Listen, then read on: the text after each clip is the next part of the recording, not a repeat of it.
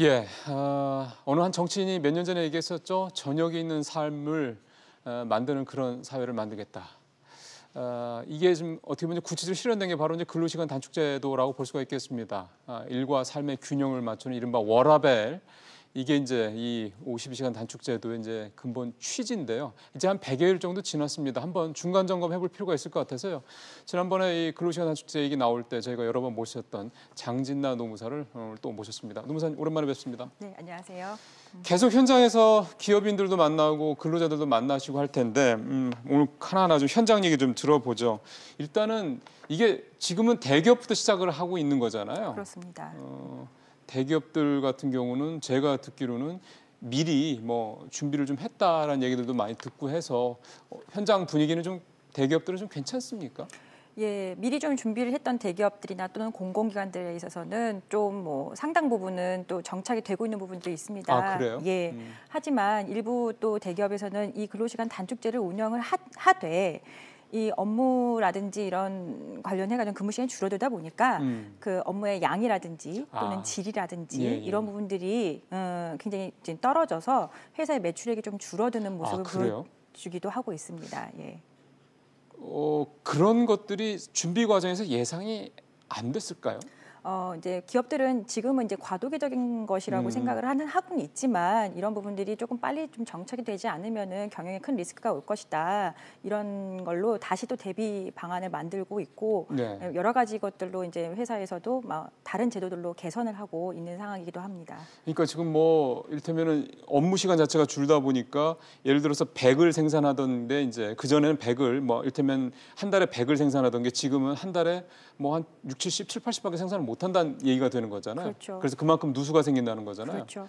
그럼 그거는 생산성을 높이는 방식으로 해야 된다는 건데 아직 그 부분까지는 대안을 만들지 못한 거다. 도달하지 못했습니다. 사실 뭐 직원들도 회사도 마찬가지로 직원들도 적응하는 데 시간이 필요할 테니까요. 예. 이번에 근로자 입장에서 한번 얘기를 좀 들어봤으면 좋겠습니다.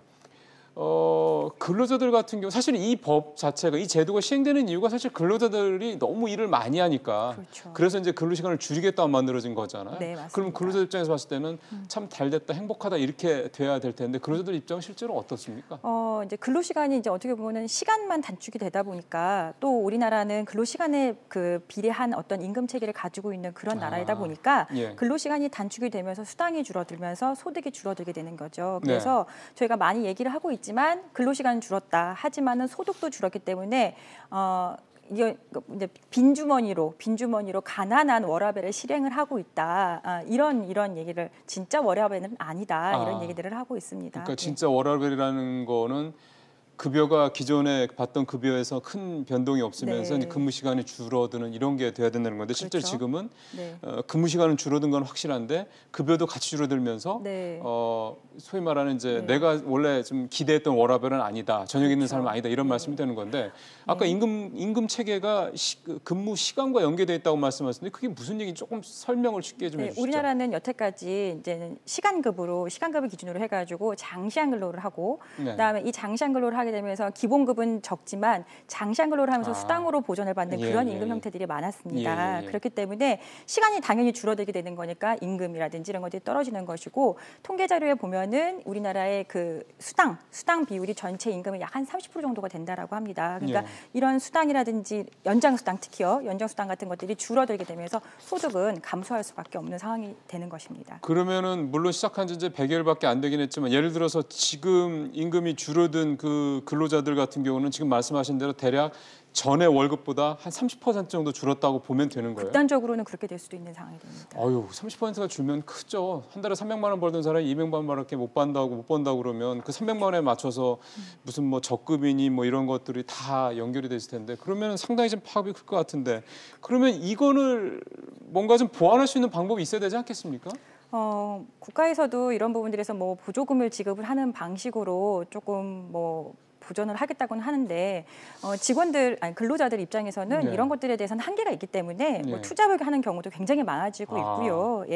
알바를 하는 경우도 굉장히 많아지고 있고 뭐 그렇다는 얘기들이 많이 들려오고 있습니다. 그래요. 실제로 현장에서 이제 양쪽을 다 만나시다 보면은 근로시간 단축제도와 관련돼서 기업과 근로자가 충돌, 그러니까 왜냐하면 입장이 다를 수 있으니까 뭐 그런 사례들도 있었을 것 같아요. 네. 대표적인 게 어떤 게 있으시던가요?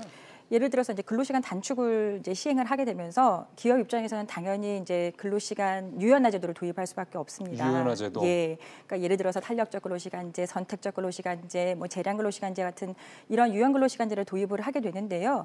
당초에는 이제 직원들과 어떻게 보면 합의를 해서 이런 제도들을 도입을 하자. 그래서 예. 정말 워라밸을 하자라고 얘기를 했는데 유연 근로시간 제도를 도입을 하기 위해서는 주 단위 또는 월간 단위로 근로시간 관리를 회사가 할 수밖에 없습니다. 네. 그러니까 이런 근로시간 관리 프로그램이라든지 제도들이 도입이 되면서 근로자들과 회사가 마찰을 오히려 일으키는 경우가 많았습니다. 예를 들어서요? 예를 들어서 이제는 근로시간에 이제 휴게 시간이라든지 이런 것들을 체크를 해야 되는데 네. 근로자들이 이제 바깥에 나가서 뭐 잠깐 개인적인 일을 보는 경우에도 휴게 시간이 아니라 근로 시간을 계속 그냥 놔둔다든지 네. 또 예를 들어서 영업직 직원들 같은 경우에는 담배를 피러 나가는 시간들에 대해서 회사 입장에서는 근로 시간이 아니니까 빼라라는 든지 그렇지만 영업직 직원들 같은 경우는 담배를 태우면서 어떻게 보면은 내가 업무 얘기들을 했다. 그래서 근로시간이다. 얘기할 수 있죠. 예, 네. 그래서 이러한 근로시간 인정이라든지 관리라든지 이런 부분들에 있어서 회사 내부적으로 직원과 회사가 마찰을 일으킨 경우도 굉장히 많았습니다. 사실 그런 건들은 그런 사례들은 저희가 근로시간 단축제 시행되기 전에 그때 뭐 노무사님도 그 얘기를 했었던 기억이 나서 드리는 네. 말씀인데 이미 어느 정도 문제가 논란이 될 수 있다라고 얘기가 됐던 거 아닙니까? 그러면은 이런 것들이 예상했던 대로 우려했던 대로 논란이 되고 있다. 지금 갈등의 원인이 되고 있다. 그러면 이거는 예를 들면 정부에서 뭔가 가이드라인을 좀 더 명확하게 제시를 해줘야 되는 문제인가요? 아니면 노사 간에 좀 이 부분에 대해서 협의를 해서 그러니까 자체적으로 자율적으로 해결을 해야 되는 문제가 될까요? 근데 이게 정부에서 가이드라인을 주었죠. 저희가 이미 나와 있는 부분들이 맞습니다. 있긴 있는데 이런 가이드라인이 나오고 나서 오히려 더 많은 분쟁들, 그다음에 논란들이 생겼던 부분들이 있었습니다. 그래요? 예, 왜냐하면 회사들마다 이런 부분들은 상당히 다르거든요. 다르게 인정될 수 있는 거기 때문에 일률적인 가이드라인보다는 제 생각에는 조금 기업 내에서 이게 또 좀 더 성숙해야 되는 거고 조금 구분이 되고 케이스가 누적이 돼서 조금 노사 간의 합의가 돼야 되는 부분이라고 조금 생각이 됩니다. 네. 사실은 이제 한 100일 정도밖에 안 된 제도를 가지고 이 제도가 뭐가 대단히 심각한 문제다, 뭐가 어떻다 얘기하기 조금 이를 수 있습니다. 예. 근데 이게 사실은 어떻게 보면은 사업주도 그렇고 근로자도 그렇고 체감도가 굉장히 높은 제도가 되고요. 또 하나가 지금은 대기업들만 하고 있는 거잖아요. 예. 그것도 유예가 돼 있는 예. 거고. 그러면 이제 본격적으로 내년부터 대기업들이 이제 뭐 소위 말해서 처벌이 될 수 있는 이제 상황이 되는 거고 예. 위반을 하면 네. 그 다음에 이제 중소기업들 이렇게 점점 내려가는 거지 않습니까? 네.